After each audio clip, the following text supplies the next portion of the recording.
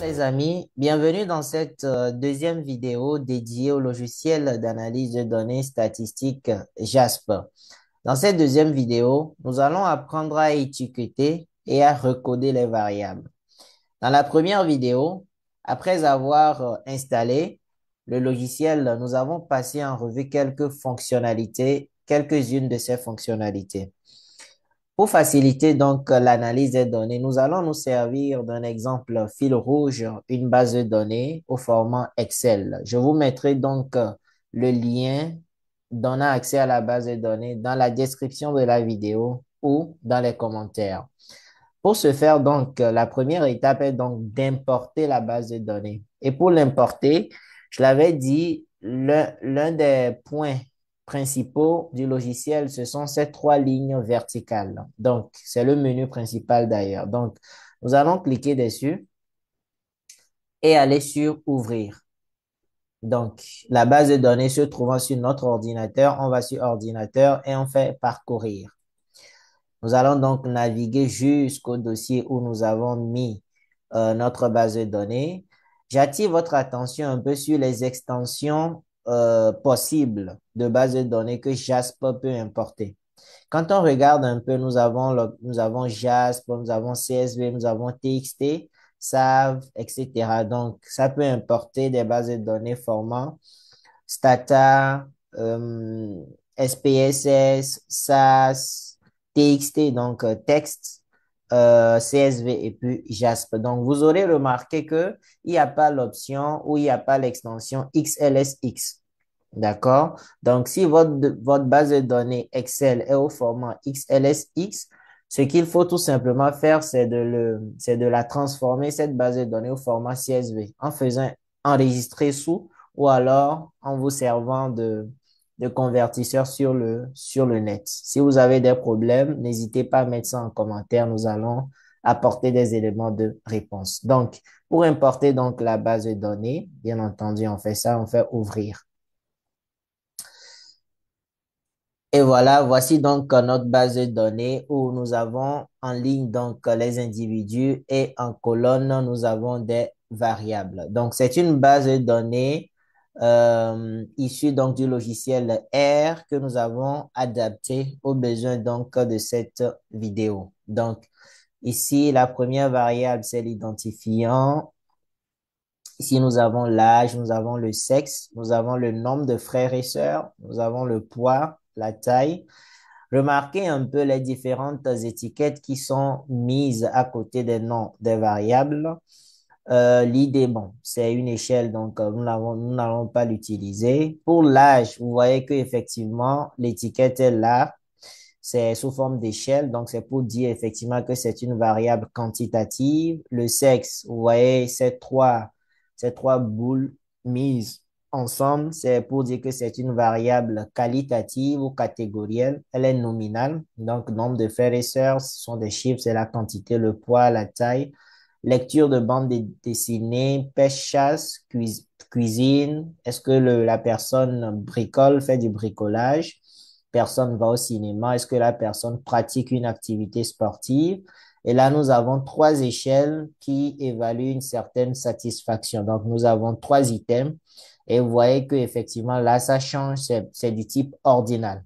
D'accord? Et c'est vraiment une échelle. C'est le bon type. Donc, la première étape, donc, vous voyez qu'au niveau de la variable sexe, nous avons un 2. L'idée, donc, c'est de faire comprendre à Jasper, pardon, ce à quoi correspondent les chiffres un et 2 ici. Bien entendu, le sexe ici, ce n'est pas une quantité. Donc, pour ce faire, vous voyez que quand on met la souris dessus, ça demande à ce qu'on double-clique afin de changer les paramètres. Donc, quand on clique deux fois, ça s'ouvre et au niveau du nom, on peut déjà essayer de changer le nom parce que sexe, tout simplement, on peut dire sexe, on peut mettre un S majuscule, pardon,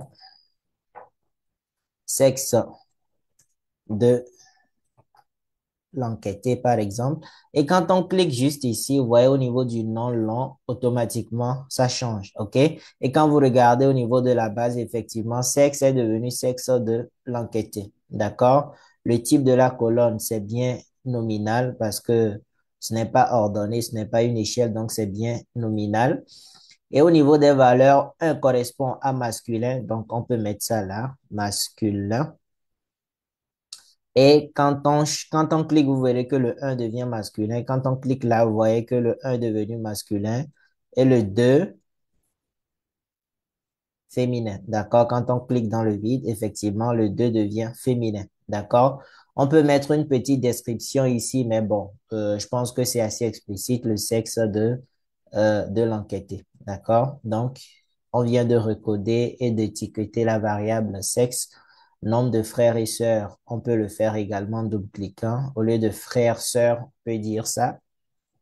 Nombre de frères et sœur. Et quand on clique ici, automatiquement, ça prend.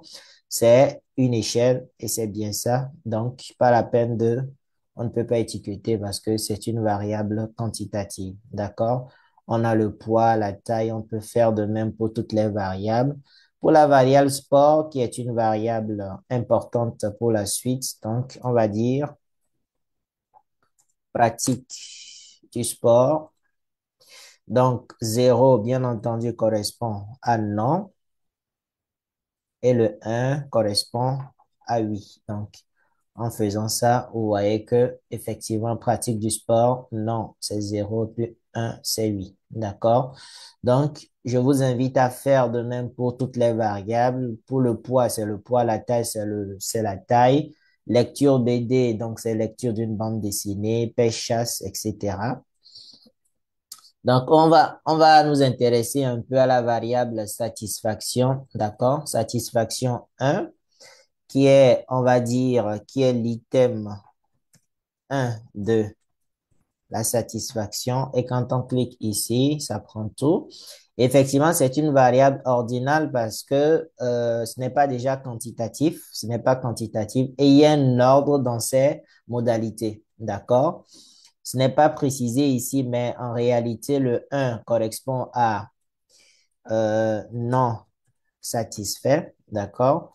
Le 2 il y a une gradation, donc le 2 c'est peu satisfait. Le 3 c'est neutre. Le 4 c'est satisfait, pardon, satisfait. Et le 5 c'est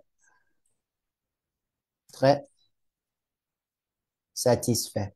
Donc, quand on fait ça, et quand on ferme, on se rend compte effectivement que la variable elle est bien libellée, elle est bien recodée, d'accord? Donc, partout où on a nos chiffres, ça s'est transformé. Donc, on fait de même également pour satisfaction 2 et puis la variable satisfaction 3.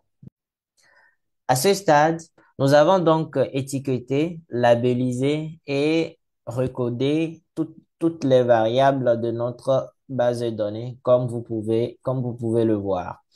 Et une chose aussi qu'on peut faire, c'est lorsque l'on n'a plus d'une modalité, par exemple, je prends cette variable, voyez un peu qu'on a un ordre particulier que c'est ordonné. Si d'aventure, on voudrait changer un peu l'ordre, là, c'est de façon ascendante, c'est-à-dire qu'on part de la non-satisfaction vers la satisfaction.